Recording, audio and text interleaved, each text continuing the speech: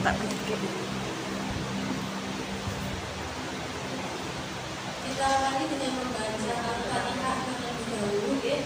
Kita mulai. Wahid bismillahirrahmanirrahim. A'udzu billahi minasy syaithanir rajim. Bismillahirrahmanirrahim.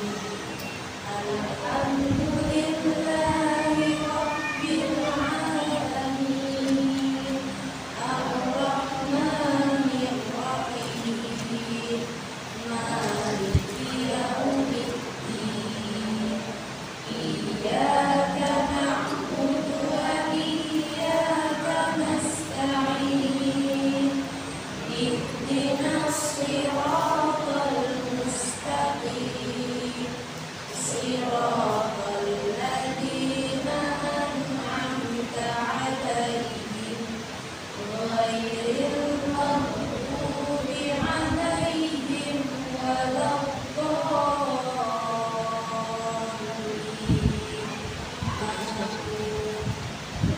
Bismillahirrahmanirrahim. Ayat 11 lagi. Ala wa idza qila lahum la tufsidu fil ardi qalu innama nahnu muslihun. Ala innahum humul mufsidun 12 ada ini. walakin la yash'urun. Wa idza qila lahum aminu kama amanan nas qalu anu'minu kama amanas sufaha. Ala innahum humus sufaha walakin la ya'lamun. Wa idza khalau ila syayatinihim qalu inna ma'akum innama nahnu mustahzi'un. Allahu yastahzi'u bihim wa yamudduhum fi tughyanihim ya'mahun. Ulaika alladzina ishtaraw ad-dalalata bil huda fama rabihat tijaratuhum wa ma kanu muhtadin.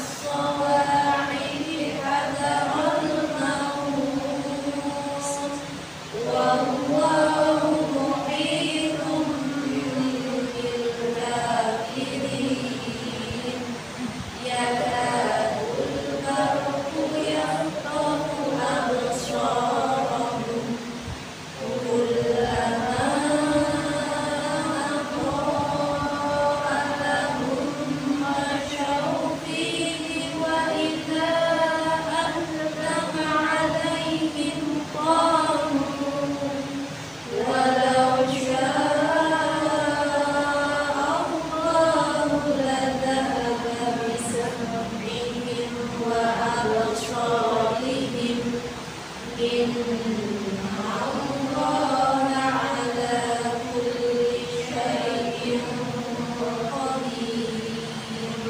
Allahumma fadhil. Oke, sebelumnya wa yassir li amri wa hlul 'uqdatam min lisani yafqahu qawli. Yang pertama, mari kita panjatkan puji syukur atas rahmat Allah sehingga kita semua bisa berkumpul di Masjid Siti Walidah ini dalam keadaan sehat dan atas nikmat dari Allah yang nikmat sempat, nikmat sehat, nikmat iman, kita bisa dipermudah langkah kita untuk menghadiri kajian pada sore hari ini. Tak lupa sholawat serta salam kita haturkan kepada junjungan besar Nabi kita Nabi Muhammad Sallallahu Alaihi Wasallam yang insya Allah kita tunggu syafaatnya di yaumul akhir.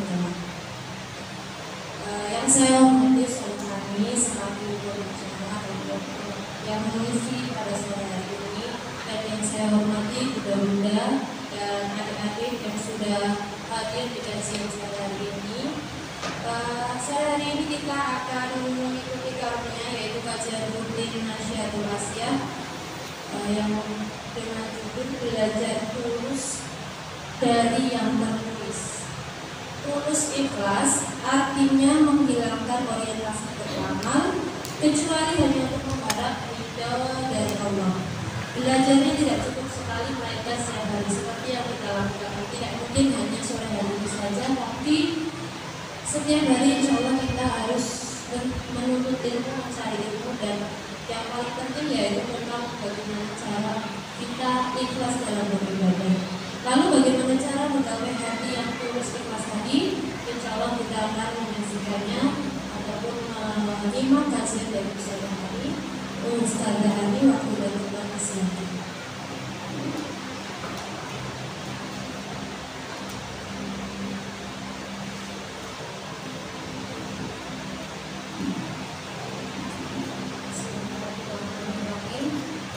Assalamualaikum warahmatullahi wabarakatuh. Waalaikumsalam warahmatullahi wabarakatuh. Alhamdulillah, nahmaduhu wa nasta'inuhu wa nastaghfiruh wa na'udzu billahi min shururi anfusina wa min sayyiati a'malina. Man yahdihillahu fala mudilla lahu wa man yudlil fala hadiya lahu. Asyhadu an la ilaha illallah wa asyhadu anna Muhammadan abduhu wa rasuluhu la nabiyya ba'dahu. Alhamdulillah, puji dan syukur senantiasa kita panjatkan kehadirat Allah Subhanahu wa taala yang telah meringankan langkah kita, setelah meringankan langkah memberikan segalanya mudah sehingga kita bisa hadir bersama belajar bertolakul ilmi di masjid yang kita cintai, Masjid Siti Walidah. Insya Allah walaupun cuaca mendung, tapi insya Allah hati kita bisa sumringah gitu, karena ini kedua kalinya kita melaksanakan kajian rutin Nasyiatul Aisyah Malang. Ini salah satu usaha kita untuk memakmurkan masjid. Kita bisa belajar bertolakul ilmi bersama, walaupun kita tidak berdomisili semuanya di sini, tapi kita berdomisili di wilayah Karangmalang, sehingga dan masjid ini bagian dari syiar kita. Alhamdulillah kita yang berada di lingkungan Masjid Siti Walidah di Gria Ahmad Dahlan ini mendapatkan lingkungan yang baik, lingkungan yang seragam. Ya insya Allah di sini muslim semua deh. Dan alhamdulillah kita mendapatkan lingkungan yang baik. Maka di lingkungan yang baik ini marilah kita bersama-sama juga menjadi teladan yang baik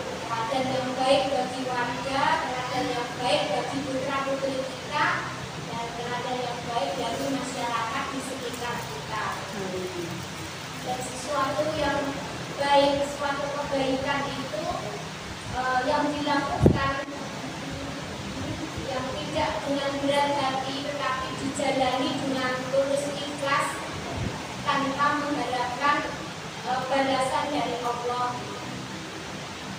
Dan insya Allah dengan ketulusan itu merupakan sikap yang tanpa pamrih gitu. Jadi ketulusan itu tidak pernah mengharap balasan atau imbalan, kecuali hanya semata-mata mencari ridho Allah. Dan ini muncul dari lubuk hati yang paling dalam, sehingga tumbuh rasa keikhlasan, ketulusan, dan itu tanpa mengharap balasan. Walaupun mungkin kita sudah berbuat baik, kita sudah tulus, walaupun nanti akhirnya kebaikan kita disalahartikan karena kita tulus, karena kita ikhlas, maka kita tidak akan terlukai perasaan kita. Ya, kita selalu membangun positif thinking atau selalu berhusnudzon sehingga walaupun kita tidak mendapatkan seperti apa yang telah kita berikan kepada orang lain, maka kita tidak akan sakit hati karena tidak mengharap balasan yang setimpal dengan yang kita berikan. Sebenarnya ini mohon maaf, ini kita belum kenalan. Nanti bisa kenalan dulu. Nama saya ini sudah di-share di grup Dia Ahmad Dahlan, juga Nur Ani Budi Astuti. Saya sehari-harinya di TKIU di Walidain. Kalau di Nasihatul Aisyah, saya di Departemen Organisasi bersama teman-teman pengurus daerah Nasihatul Aisyah yang insya Allah sebulan lagi purna pindah ke Aisyah. Kalau Aisyah itu ibunya, Nasihatul Aisyah itu kan anaknya. Jadi sudah lulus jadi anak, kami jadi ibu gitu ya. Kalau Ustika itu langsung jadi ibu ya. Ya, kalau insya Allah ini nanti setelah musda mungkin ada perombakan organisasi ya. Mungkin yang di bawah 40 tahun akan aktif di Nasihatul Aisyah, yang di atas 40 tahun mungkin bisa bergabung di Aisyah. Tapi kalau di sini insya Allah walaupun kajian ini dipromotori oleh Nasihatul Aisyah PCN Akarang Malang gitu, itu insya Allah ini kajian umum gitu ya, kajian umum itu yang ada di kompleks Dia Ahmad Dahlan Siti Walidah, Masjid Siti Walidah. Dan alhamdulillah, jadi kalau kita di situ belajar tentang ketulusan, belajar tulus dari yang tertulis. Setelah tadi kita menanamkan pada diri kita sifat ketulusan. Sifat ketulusan itu sebenarnya dari kecil itu kita sudah ditanamkan ya. Sudah kita selalu baca doa ditanamkan. Bahkan ketika kita sebelum belajar kita selalu berdoa dengan doa. Sebelum belajar biasanya diawali dengan raditu billahi robba wa bil islami dina wa bi Muhammadin nabiyya wa rasula. Lalu kita baca misalnya Rabbi zidni ilma wa zidni fahma. Sejak kita awal ini di sekolah dulu ya, ketika kita kecil ingat ya, sudah terpatri ya, kita sudah dihafal, sudah diajarkan itu. Sebenarnya doa itu mengandung tentang keridhaan. Kalau tentang keridhaan, ketulusan, Dan ketulusan itu harus kita latih. Kita latih, kita tanamkan di dalam diri kita saat berbuat kebaikan. Karena dengan ketulusan itu akan membawa manfaat bagi diri kita sendiri, terutama dan manfaat bagi orang lain. Pada diri kita sendiri dengan rasa ketulusan itu tadi akan membawa ganti yang lebih ringan dan lebih tenang. Kalau berbuat kebaikan pada orang lain memang terasa menyenangkan, apalagi jika disertai dengan hati yang tulus. Dengan begitu kita tidak akan mengharapkan balasan, sehingga ketika berbuat itu bukan suatu beban, tapi suatu kebahagiaan yang justru akan menjadi suatu kebutuhan. Itu yang pertama tadi, dengan ketulusan hati akan menjadi lebih ringan dan lapang. Yang selanjutnya, dengan ketulusan kita tidak merasa orang mesti berterima kasih dan membalas kebaikan kita, sehingga ketika kita berbuat baik tidak mengharapkan balasan. Dia sudah memberikan kebaikan hanya mengharap semata-mata ridho Allah. Ataupun ketika orang lain tidak memberikan istilahnya kebaikan yang sama, tidak membalas yang sama, atau bahkan menyalahartikan arti kebaikan itu, kita tidak akan merasa kecewa.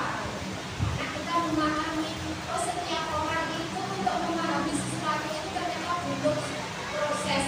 Untuk membalas kebaikan seseorang itu juga butuh proses. Sehingga yang ketiga, akhirnya kita terhindar dari mengungkit-ungkit kebaikan diri. Seringnya ketika orang itu biasanya berbuat baik, menolong orang lain, suatu saat ketika kita butuh, orang lain belum tentu bisa menolong kita. Akhirnya kita mungkin bocah lagi ramu dan sering tak tulungi kok ragilem nulungi aku gede. Nah itu berarti masih ada unsur mengungkit kebaikan yang kita tanamkan. Bisa jadi kebaikan yang kita lakukan Allah akan memberikan balasan tidak harus lewat orang yang kita berikan kebaikan, tapi bisa lewat orang lain, bisa lewat dengan kebaikan yang lain. Balasannya tidak harus sama. Hanya kita berusaha tulus dan ikhlas itu agar kebaikan itu kembali kepada diri kita sendiri, karena semata-mata bukan karena kemampuan diri. Ketika kita berbuat baik itu semata-mata bukan merasa bahwa itu kemampuan diri saya bisa banyak bersedekah, bukan semata-mata ya karena aku bisa sukses, karena aku mampu, tetapi semata-mata itu juga Allah yang memampukan, sehingga kita tidak akan teriak, tidak akan mengharap kebaikan yang lebih banyak dari yang telah berikan, tapi semata-mata mengharap ridho Allah, sehingga kebaikan yang lain akan mengikuti. Ini ada hadis tentang jaminan surga dari Abu Sa'id Al-Khudri, bahwa Rasulullah Shallallahu Alaihi Wasallam pernah bersabda, wahai Abu Sa'id, barang siapa ridho Allah sebagai Rabb-Nya, Islam sebagai agamanya, dan Muhammad sebagai nabinya, maka ia pasti masuk surga.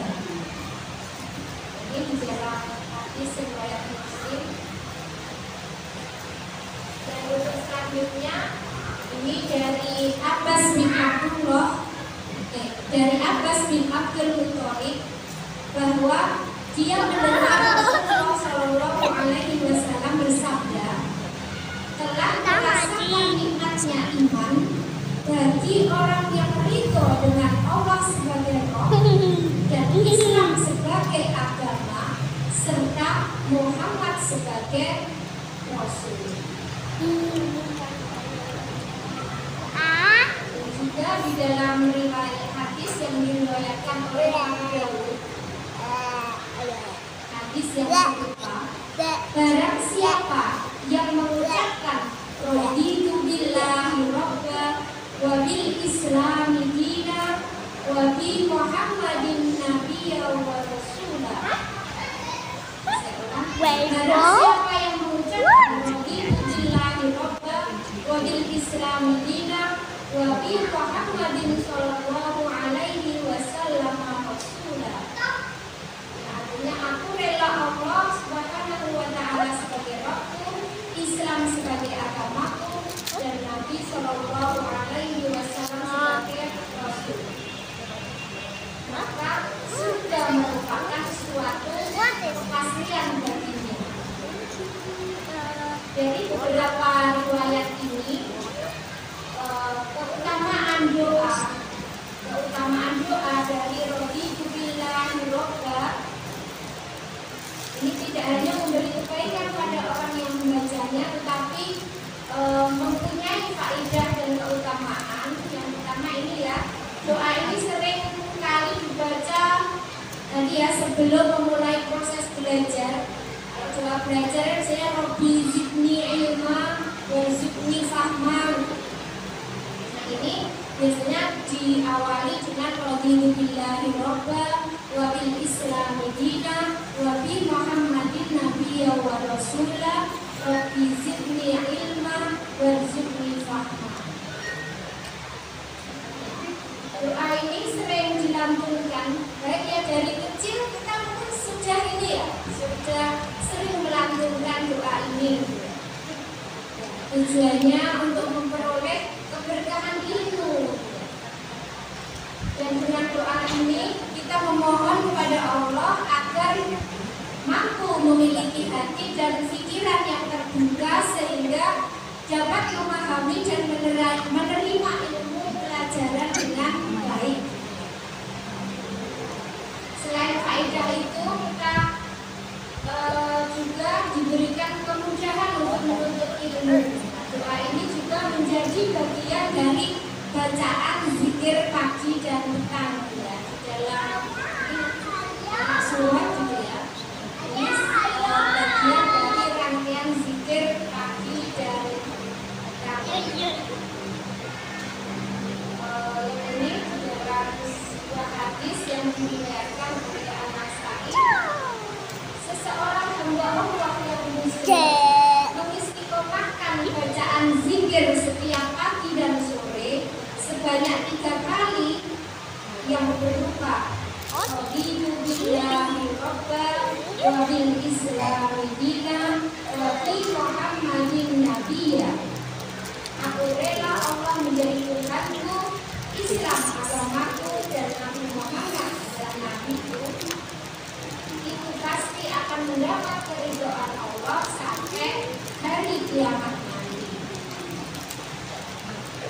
Ini dari beberapa hadis itu. Ini banyak hadis-hadis yang serupa ya. Hadis dari riwayat Muslim, dari Abu Dawud, An-Nasa'i ya. Hadis-hadis yang mirip ini.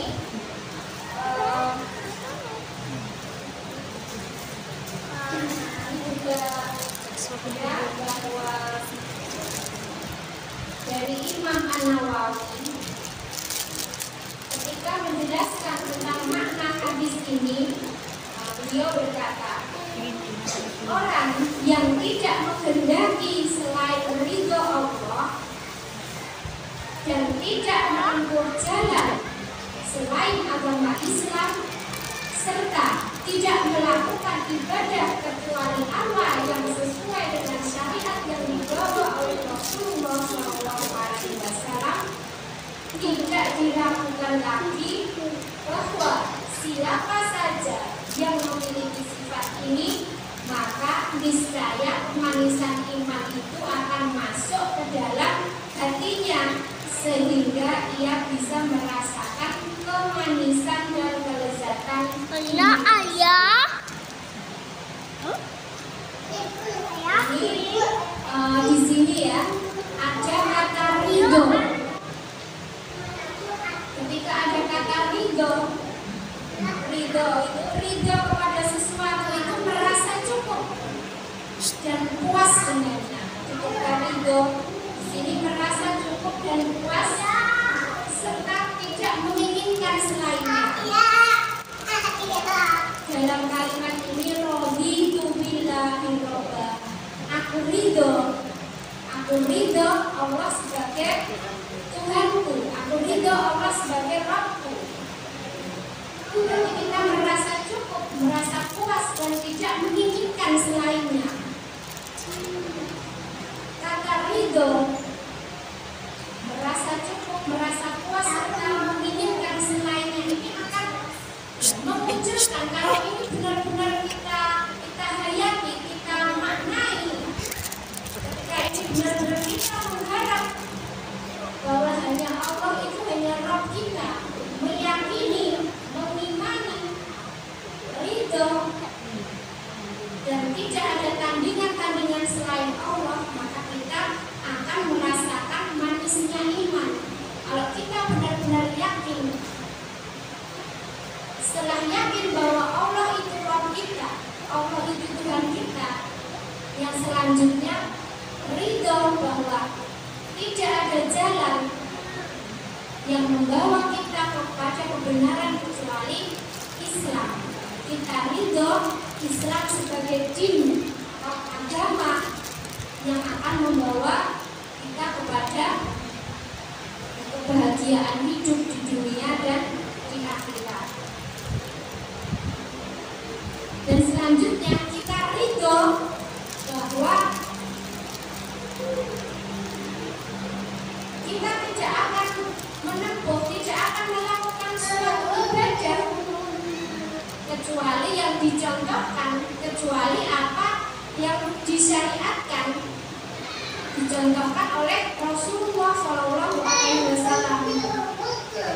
Jadi orang yang memiliki sifat ini tidak akan ragu-ragu lagi, tidak akan ragu-ragu lagi dalam Islam karena meyakini betul bahwa Allah itu satu-satunya Rabb. Ini ditancapkan di dalam hati dengan penuh keyakinan. Kita yakin, kita mantap, kita ridho. Tidak ada Rabb yang lainnya, tidak ada din yang lainnya, tidak ada agama yang lain yang membawa kebenaran kecuali Islam. Tidak ada din yang memuliakan kita kehidupan dunia dan akhirat kecuali Islam. Dan kita tidak akan beribadah kecuali yang telah dituntunkan, yang telah disyariatkan, yang telah dicontohkan oleh Rasulullah SAW. Maka kita akan bisa merasakan kemanisan dan kelezatan iman di dalam diri kita. Dengan seperti itu kita akan bisa melakukan suatu ibadah itu dengan kebahagiaan tanpa beban. Tadi hubungannya dengan ketulusan, dengan keikhlasan, dengan ini bukan hanya sekadar doa yang kita ucapkan, tapi kita tancapkan ke dalam hati, kita yakinkan kepada diri kita, dan ini semuanya butuh proses.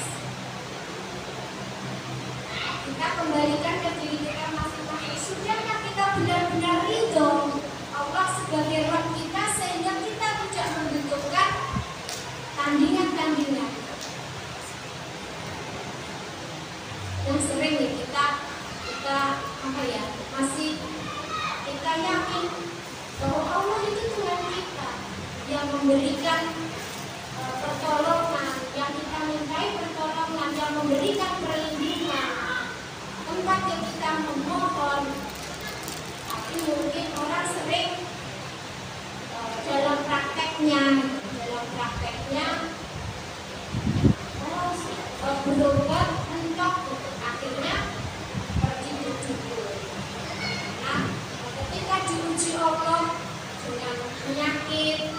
kok dokter tidak kunjung sembuh, akhirnya lari ke dukun mencari pertolongan. Ketika sudah mentok, disitulah kita ada diuji keimanan kita, diuji ketauhidan kita, sehingga kita itu istiqomah atau tidak dengan berbagai ujian. Belum dinyatakan seseorang itu beriman ketika kita belum melalui ujian-ujian yang itu akan selalu kita hadapi. Makanya di setiap kegiatan apapun kita di dalam Islam itu semuanya diatur dan semuanya diiringi dengan doa. Doa itu permohonan, perlindungan, dan di dalam setiap gerak langkah kita, ya, di dalam dinul Islam itu agama yang sangat lengkap, bahwa setiap dalam kegiatan, setiap aktivitas itu selalu ada permohonan, perlindungan. Itu membekali senjata kita sebagai seorang muslim. Kita sakit ada doanya, kita sehat ada doanya, kita punya pakaian baru ada doanya, kita dari mau tidur, bangun tidur, kita masuk WC, keluar WC, mau bepergian, doa mengharap anak yang soleh, semuanya ada doa. Dan itu tidak ada di dalam agama selain Islam, hanya ada di Islam. Islam itu sebagai rahmatan lil alamin. Itu sudah mencakup seluruh kehidupan itu, seluruh kehidupan dan aktivitas itu dibekali. Allah sudah membekali dengan doa-doa yang akan menjadi perlindungan, yang akan menjadi senjata bagi kita dalam melewati kehidupan yang akan kita lalui. Maka sebagai seorang muslim, hendaklah kita menggunakannya. Kita diberikan Allah bekal, kita diberikan Allah senjata dalam menghadapi kehidupan. Kalau musuh kita yang nyatai, kalau syaitan, yaitu semuanya bisa diatasi dengan doa. Kalau kita mau mengilmuinya, mau mempelajarinya, mau memahaminya. Makanya setiap kita melakukan, mempelajari sesuatu, jadi kita membaca Al-Quran, kita berdoa, maka berusahalah memaknai yang artinya, sehingga kita paham apa yang kita mohonkan, kita paham apa yang kita doakan. Jika kita berdoa, kita memahami isinya. Ya, seperti tadi salah satunya dengan raditu billahi rabban wa bil islami dina wa bi Muhammadin nabiyya wa rasulah. Tiga hal ini mengandung keridhaan dalam tiga hal tadi, bahwa Allah sebagai Rabb, Islam sebagai din, dan Muhammad sebagai Rasul. Tentunya kalau kita sudah ridho, maka dengan aturan-aturan Islam kita sudah tidak akan pilih-pilih. Kita sudah totalitas. Kalau kita sudah masuk ke dalam hati kita, sudah mampu menjiwai kehidupan kita, maka kita akan totalitas. Misalnya dengan perintah Allah untuk berhijab, sebagai contoh mudahnya, ketika kita sudah tahu perintah berhijab, walaupun di tengah perkembangan zaman dengan model apapun kan tidak akan goyah. Nah, itu ada model jilbab terbaru model jilbab terbaru itu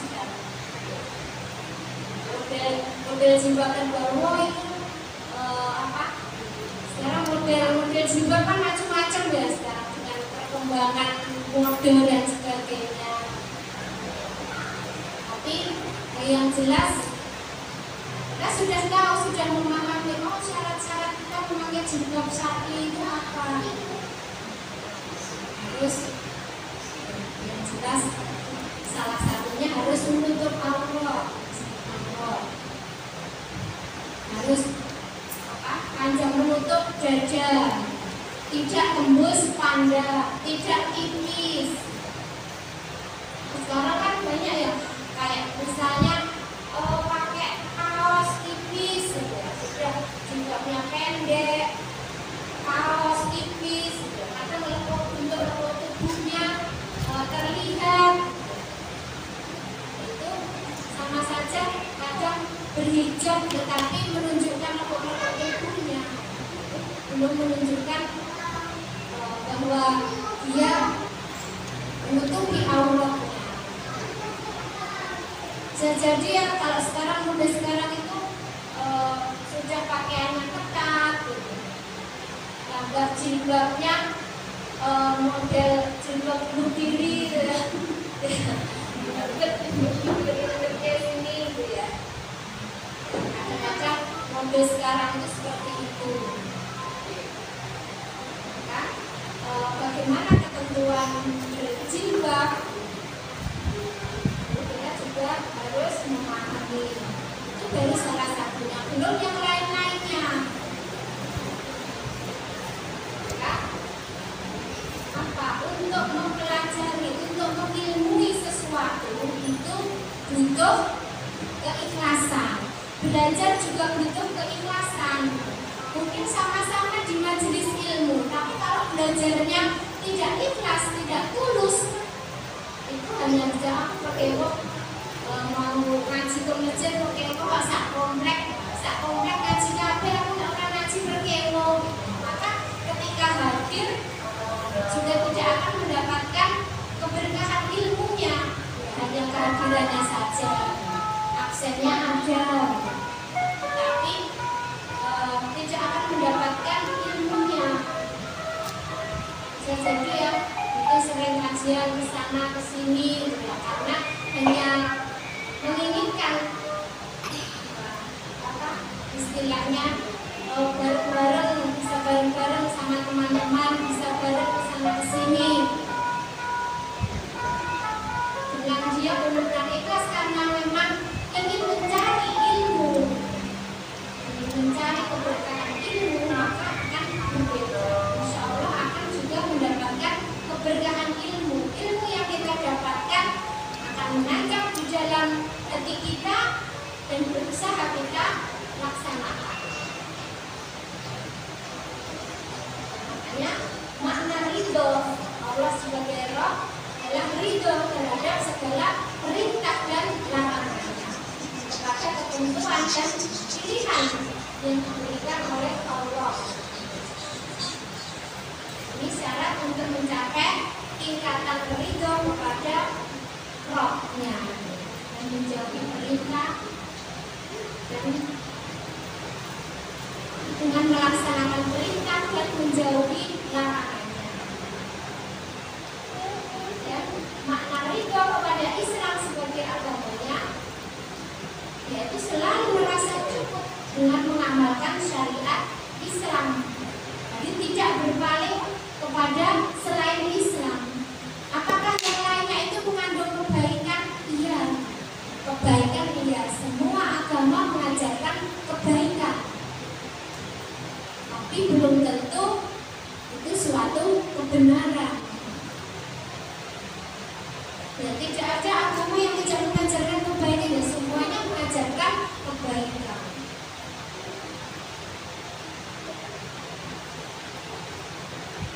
Tapi hanya syariat yang dibawa oleh Rasulullah SAW yang akan menuntun kita, memimpin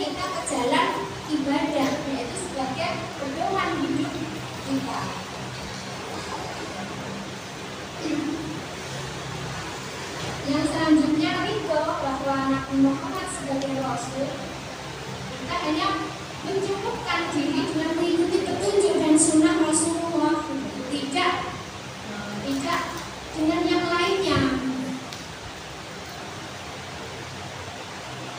Maka sifat yang mulia ini yang dimiliki oleh para sahabat dan generasi terbaik.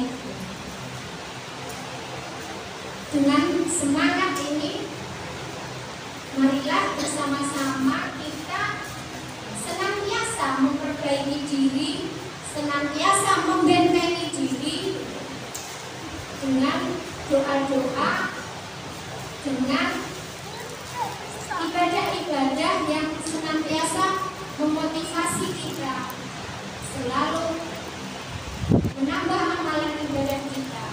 Yang salah satunya untuk membentengi diri kita dengan zikir pagi dan petang. Nah, itu salah satu benteng sekarang, apalagi sekarang ya, godaan dunia itu sudah luar biasa, godaan akhir zaman itu sudah luar biasa. Apalagi kita sebagai wanita ya wanita itu sebagai apa ya? Sebagai tempat ya, sebagai tempat untuk godaan itu pintu utama itu wanita. Karena wanita itu perasaannya halus.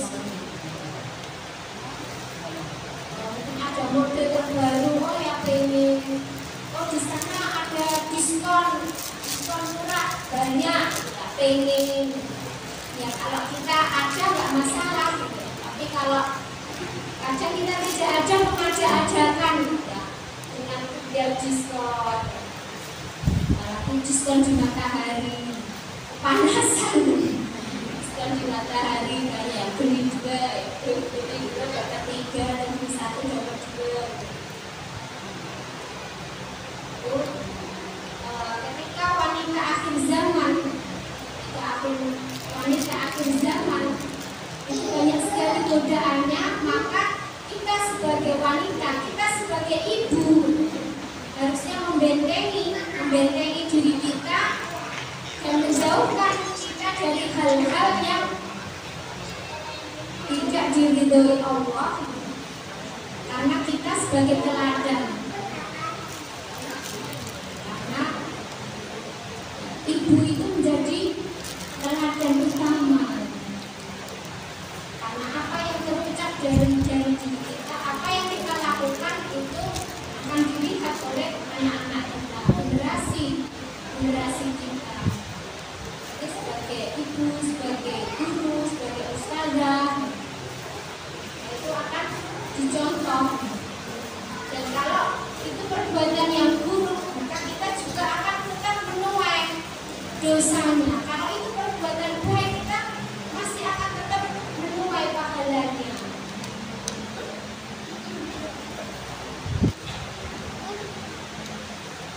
Maka dengan belajar dari doa yang senantiasa kita lantunkan dalam selesai sholat, setiap saat, tidak harus pagi dan petang. Bahkan ini boleh setiap sholat sebagai ikrar kita mengikrarkan diri bahwa kita ridho Allah sebagai Rabb kita, Islam sebagai din kita, dan Nabi Muhammad sebagai Rasul. Dengan itu kita meyakinkan diri, memasukkan kata-kata itu, memasukkan doa itu di relung hati kita, kita yakini dan benar-benar kita laksanakan sehingga ini akan menancap di dalam hati kita, menjadi keyakinan yang akan membawa pola hidup kita menuju kebaikan di dunia dan di akhirat. Dengan tiga keyakinan, 3 keridhaan tadi, inilah sebagai bekal hidup kita kepada kemaslahatan dunia dan akhirat. Ini yang harus kita tanamkan, baik di dalam diri kita, anak-anak kita, dan generasi kita selanjutnya.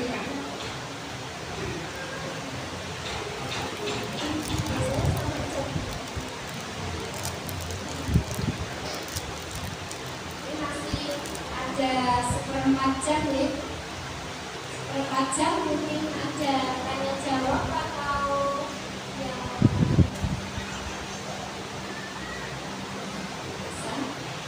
yang ada pertanyaan mungkin dari sini dulu ada tanya jawab atau kita lanjutkan.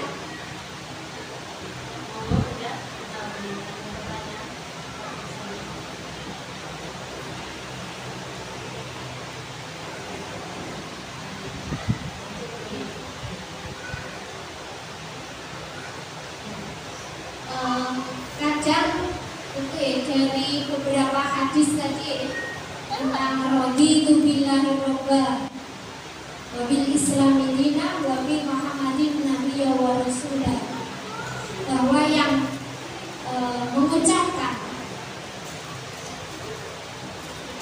kalimat itu Allah akan menjamin surga. Dan ada sebuah pertanyaan, apa benar sih hanya dengan mengucapkan itu, hanya dengan kata itu ada jaminan surga? Kena banget ya, oleh Allah kan dibaca terus pagi dan sore sehingga kita akan mudah masuk surga. Itu sebuah jaminan itu melalui proses tentunya. Karena setiap yang kita lantunkan, setiap doa yang kita lantunkan, yang kita ucapkan, itu tidak hanya semata-mata terucap secara lisan, tetapi juga diyakini di dalam hati. Tentunya akan kita realisasikan dalam kehidupan kita, sehingga dalam setiap tarikan nafas kita, dalam setiap langkah kehidupan kita, itu tentu akan kita aplikasikan. Karena konsekuensi dari kita mengakui, kita ridho, ikrar kita bahwa kita ridho Allah sebagai Rabb kita, Islam sebagai din kita, jalan kita, dan Nabi Muhammad sebagai Rasul. Tentunya itu bukan hanya sekedar ucapan, bukan hanya sekedar percaya, tapi itu yakin bahwa tidak kita cukup dengan semuanya itu dan tidak butuh yang lainnya. Maka keyakinan itu ketika tertanam di dalam diri kita, itu insya Allah dalam menjalani kehidupan kita itu akan ringan, tanpa beban. Nah, ketulusan kita, maka dengan apa yang sudah Allah tetapkan, maka kita akan berusaha menjadi hamba dengan keridhaan. Maka marilah kita berusaha mencapai ridho Allah. Dengan kita ridho, maka Allah juga akan ridho kepada kita. Dengan keridhaan Allah kepada kita, Allah akan memudahkan jalan kita menuju ke surga. Jadi kita semakin tahu setiap hari membaca ini nanti kita masuk surga. Ya sebagaimana ketika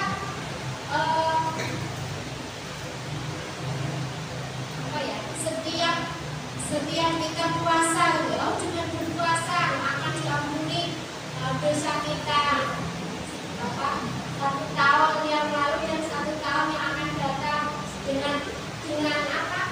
Istilahnya janji-janji seperti itu. Bukan berarti kalau berpuasa sedino dosanya apa diampuni, sehingga perbuatan kita kemudian sak-sae, kita melanggar aturan-aturan Allah dan sebagainya. Kita sering berbuat maksiat, maka kosong dosa kita diampuni. Tidak seperti itu, tetapi karena ketika kita yakin efek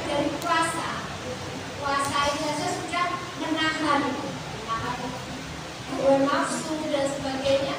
Ketika kita melakukan hal-hal yang sifatnya maksiat, berarti kita tidak bisa menahan hawa nafsu itu. Maka dengan puasa yang kita lakukan, ya tidak akan bisa menghapus dengan begitu saja.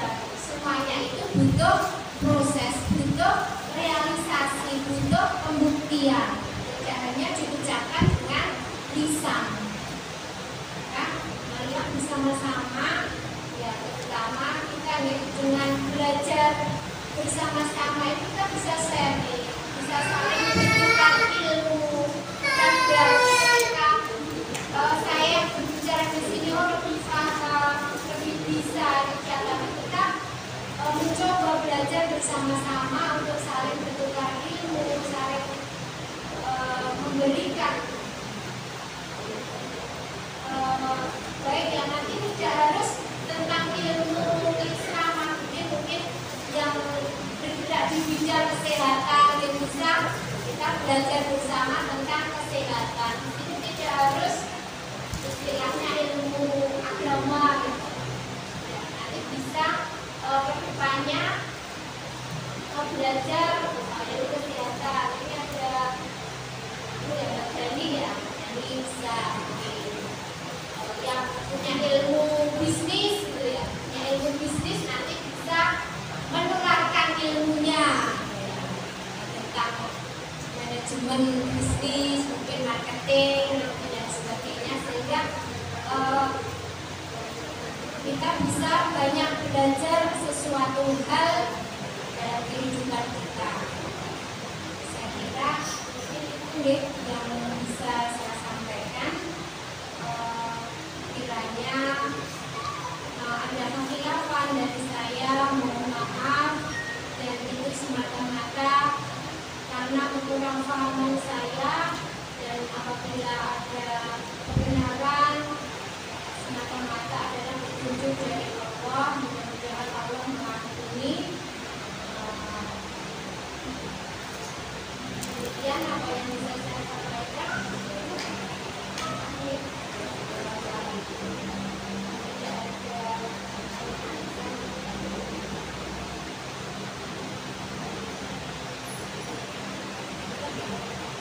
Pertanyaan monggo ya.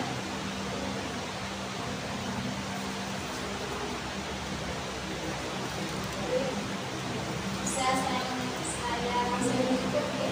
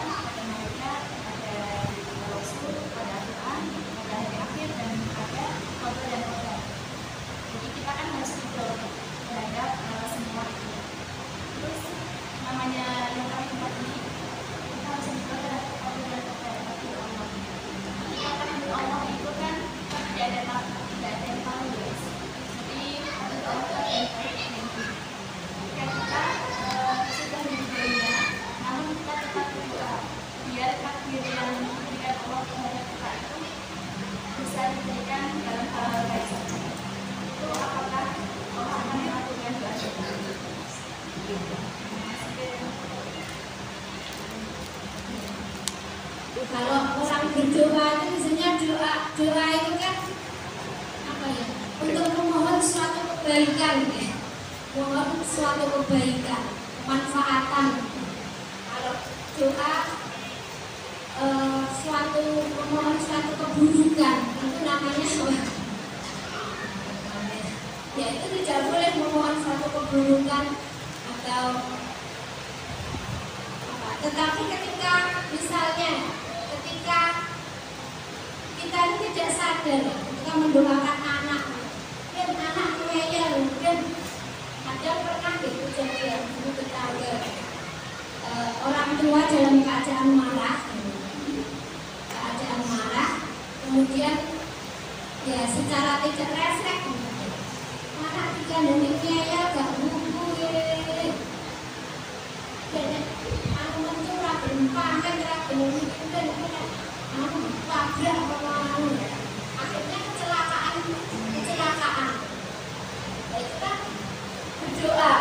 berdoa dalam satu keburukan kemudian terjadi kecelakaan, yaitu apa istilahnya orang tua dalam keadaan murka. Yang ada ridho Allah tergantung ridho orang tua, di murka Allah tergantung kemurkaan orang tua. Ada itulah ketika kita, terutama kita sebagai wanita itu terkadang marah kepada anak, sering mengucapkan hal-hal yang tidak baik. Makanya sebagai ibu kita juga perlu belajar menahan diri, menahan emosi, positif thinking. Tapi kan itu kadang-kadang refleks nih. Maka ketika kita refleks, segeralah beristighfar dan mohon kepada Allah semoga apa yang direflekskan oleh kata-kata kita itu tidak terjadi. Pernah terjadi apa ya, dalam suatu cerita itu pernah terjadi ketika anak itu sudah sukses terus kemudian dia mengalami suatu kecelakaan kerja, kena runtuhan bangunan. Nah, ternyata ketika ditelusur itu akibat doa orang tua yang doanya ketika dia masih kecil. Anak bener dikandani rambutnya yang gawe ragilem kekei wong tuane biar celaka. Itu secara tidak langsung itu orang tua, makanya katanya ibu, terutama ibu itu kadang doa yang tidak disengaja untuk keburukan itu kayak refleks. Apa nih doa kebaikan itu melalui proses ya, tapi doa untuk keburukan itu, makanya kita sebagai orang tua, terutama sebagai ibu itu makanya perlu banyak belajar. Saya sendiri juga kadang-kadang seperti itu refleks. Tapi saya kok bicara dulu istighfar. Kadang anak saya ketika aku juga mengingatkan ini kok seperti itu gitu. Jadi langsung istighfar. Jangan sampai hal apa yang kita reflekskan menjadi doa keburukan. Dan ini tadi ya, kadang ketika berkaitan dengan takdir ya, kita doa misalnya minta seperti ini tapi yang terjadi seperti ini. Kadang kita menyangka sesuatu itu baik tapi sesungguhnya kadang tidak baik bagi kita. Maka sebenarnya Allah yang lebih tahu. Kalau doa kita hari ini belum dikabulkan, satu, Allah memberikan meninggal kesabaran kepada kita bahwa ketika berdoa kita tidak langsung dikabulkan. Mungkin besok atau mungkin ketika dalam jangka waktu lama, atau besok ketika kita sudah bahkan lupa dengan doa kita, atau mungkin ketika belum dikabulkan di dunia akan dikabulkan di akhirat nanti. Dan ketika apa yang kita doakan justru tidak sesuai dengan harapan kita, misalnya doa anaknya bisa diterima di perguruan tinggi ini, ternyata tidak diterima dan justru diterima di perguruan tinggi. Kalau kita menerima itu dengan lapang bahwa Allah sudah mentakdirkan. Oh ternyata ketika kita Allah tidak mengabulkan doa kita, oh ternyata walaupun saat itu kita belum tahu, kita tahu kita bisa mengambil hikmahnya sesuatu itu setelah terjadi ya, setelah terjadi. Kadang saya itu sudah beribadah, sudah banyak berdoa, tapi Allah itu tidak sayang, Allah tidak mengabulkan doa kita. Ternyata setelah itu ternyata ketika Allah tidak mengabulkan, ternyata ada kebaikan di dalamnya, dan kebaikan itu bisa kita rasakan, hikmah itu bisa kita rasakan setelah sesuatu itu terjadi. Nah, misalnya juga kita ke susu gitu ya, ke susu. Ya Allah berikanlah kemudahan, semoga tidak terlambat, semoga nanti tidak macet, semoga tidak terlambat, semoga. Ternyata di jalan malah macet, malah ternyata dengan doa kita tidak cepat sampai ke tujuan, dengan doa kita tidak sesuai diharapkan. Ternyata ada hikmahnya. Oh ternyata kita cepat-cepat, saya di sana terjadi kecelakaan. Kita mengejar waktu, ternyata tidak. Bis yang kita tumpangi tidak terkejar, sudah terlewat. Akhirnya kita terlambat. Oh ternyata dengan keterlambatan itu ada hikmahnya. Andaikan tadi Allah mengizinkan kita naik bis yang kita kejar tadi, ternyata bisnya kecelakaan. Berarti Allah menyelamatkan kita dengan tidak mengabulkan apa yang kita inginkan. Misalnya seperti itu. Dan insya Allah segala sesuatu yang Allah sudah tetapkan, Allah sudah takdirkan, kita yakini bahwa itu suatu kebaikan bagi kita. Nah seperti itu kita akan bisa menerima dengan lapang. Waktu di kelompok di sekolah negeri, nggak apa-apa di sekolah swasta. Ternyata di sekolah ini kita juga bisa sukses, kita juga lebih sukses dan sebagainya. Kalau kita bisa menerima dengan lapang, membangun positif thinking, ya dimanapun berada, apapun yang terjadi pada kita, insya Allah akan bisa menerima dengan lapang. Kok berlalu terus menerus, gak menyesali terus menerus di suatu kejadian. Kita sering menyalahkan orang lain, anda mau, gak melu, anda mau,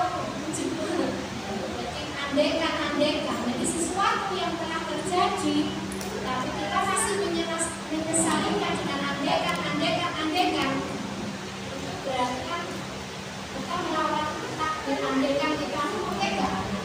Ketika sudah terjadi, satu detik berlalu, itu sudah takdir. Kita harus meyakini bahwa itu kebaikan bagi kita. Insya Allah dengan kita ridho, Allah sudah akan ridho kepada kita dan akan memberikan kebaikan. Dan yang lain.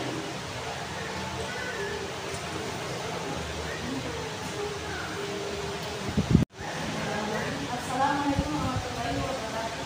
Waalaikumsalam.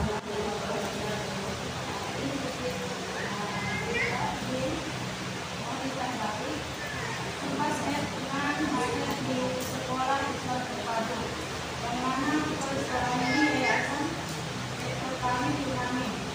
Sekolah ini basicnya kan Muhammadiyah, tapi rekrut peserta utamanya tahun yang baru itu Mas Salim. Kan ada dari aturan dinas pendidikan itu minimal berapa siswa kelas baru bisa terbentuk kelas. Nah, disitu kita sebagai pengajar, kalau di Papua itu kan ada yang muslim, ada yang Kristen. Nah, yang muslim ini mengatakan kepada asli. Kalau yang Kristen ini yang Papua asli. Jadi kita sebagai guru ini sempat dilema. Karena di satu kelas ini kan ada yang Nasrani, ada yang Islam. Kita sempat juga mengajar. Kayak tadi seperti doanya kan, berdiri-berdirilah yang berkata dan seperti itu. Tapi anak-anak ini yang Nasrani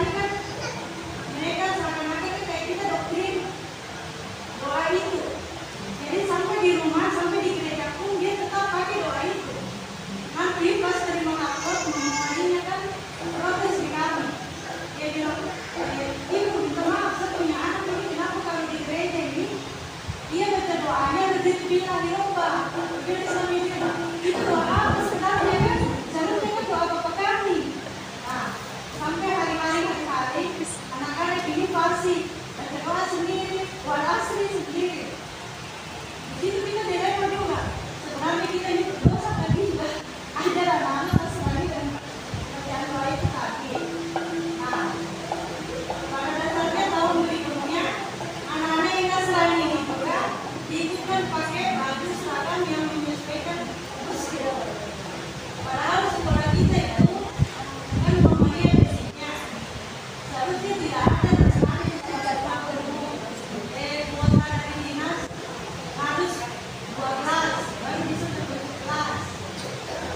Jadi saya pikir begini, kenapa kita memaksakan doa itu yang anak Nasrani, sedangkan anak Nasrani ini mereka sekolah itu kan karena terpaksa, karena sekolah itu juga kan digratiskan dari dinas, sekolah gratis, gedung gratis, pakaian seragam gratis. Jadi maksudnya di sini kita ini kita mengerti mereka dari kecil kelas 1 dengan doa itu, makanya sampai mereka sudah kelas 6 SD itu mereka lanjut masuk di apa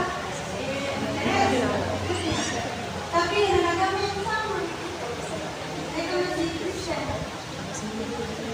Jadi maksudnya kira-kira kita kalau remaja kita masuk dosa kita ajarkan doa itu di anak-anak.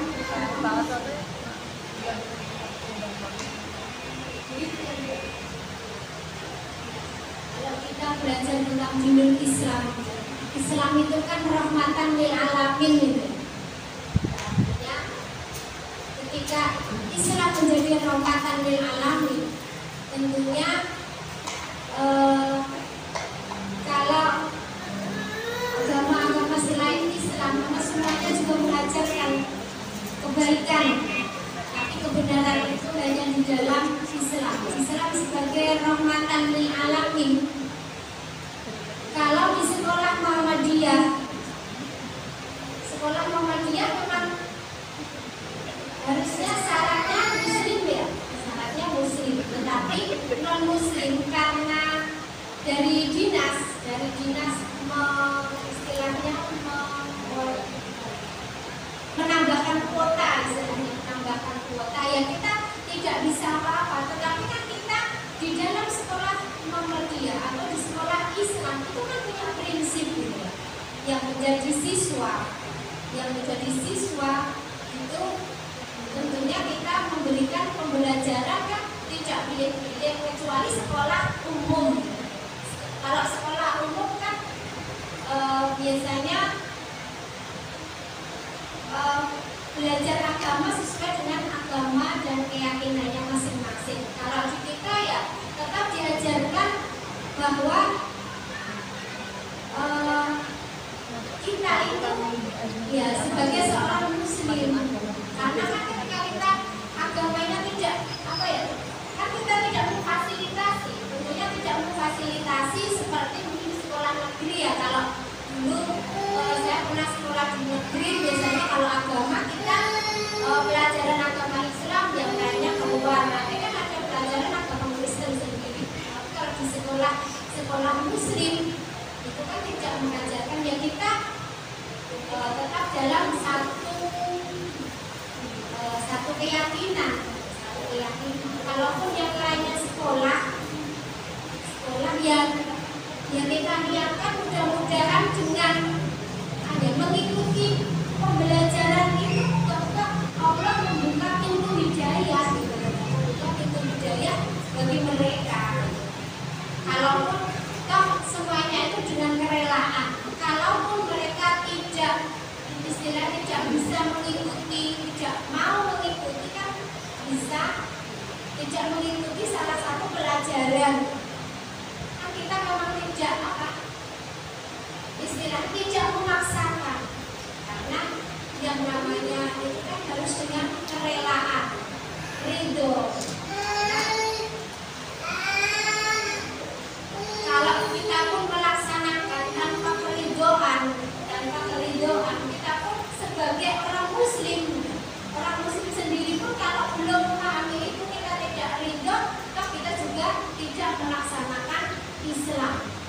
hanya mungkin Islam KTP gitu ya.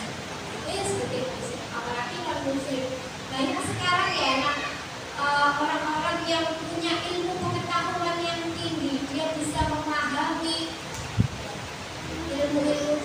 Justru para tokoh-tokoh intelektual banyak yang masuk Islam karena dengan ternyata belajar banyak ilmu, dia meyakini kebenaran Islam, kemudian mendapat hidayah masuk Islam. Itu kan banyak sekali.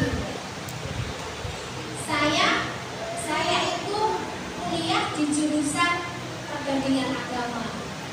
Saya kuliah jurusannya kebetulan saya di jurusan perbandingan agama ya, Fakultas Usuluddin ya, itu Sunan Kalijaga. Saya di jurusan perbandingan agama. Saya dulu juga ketika pengen kuliah itu gitu kan, ya orang menganggap S1 apa sarjana agak gimana, sarjana agak gimana, ini Islam aja belum tentu bisa maksimal. Ngapain mempelajari banyak agama? Nah, ternyata saya dulu kuliah mengambil itu awalnya penasaran dan pengen mempelajari karena saya dulu sering ikut kajian kristologi.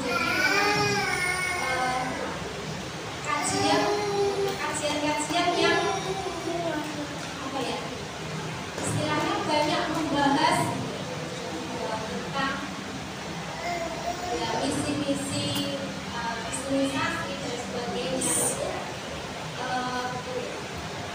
Saya jadi tertarik. Ternyata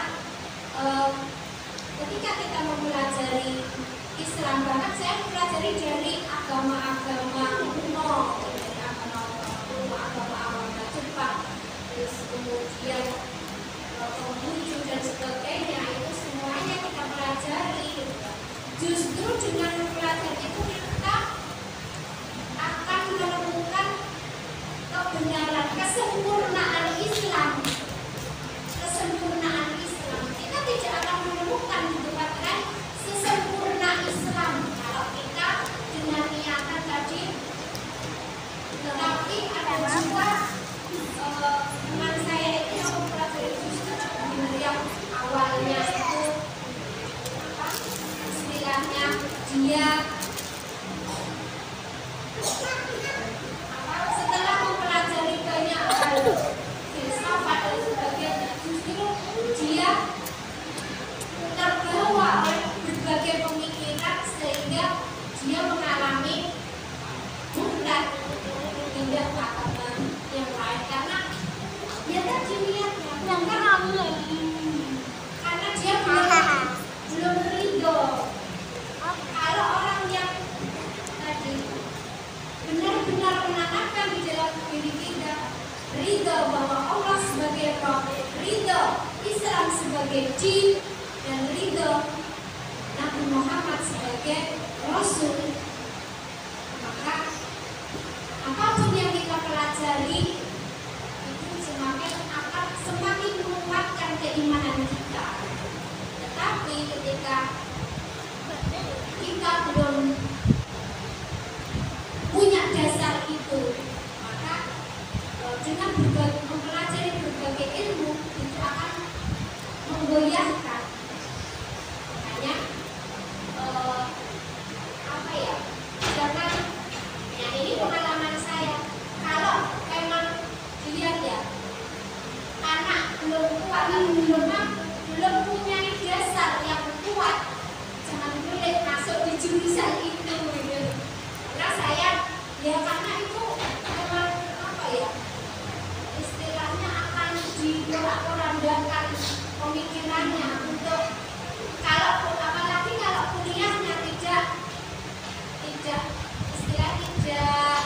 rutin, belum maka mempelajari tidak akan putus, maka justru akan putus di tengah jalan dengan guncangan ilmu filsafat dan sebagainya karena tidak kuat, justru maka akan berbelok arah. Kalau karena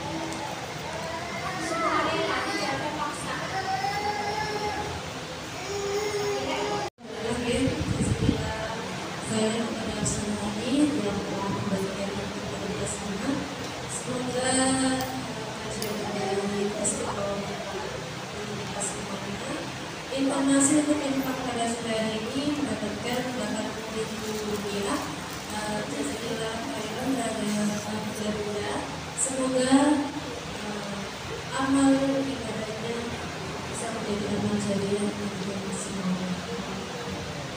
Terakhir saya mohon maaf apabila ada salah kata atau perbuatan selain yang pada saya ini. Kita akhiri dengan bacaan majelis Subhanallah wa bihamdihi asyhadu an la ilaha illallah astaghfirullah wa atubu ilaih. Semoga jemaah sekalian selalu sehat dan bahagia. Akhir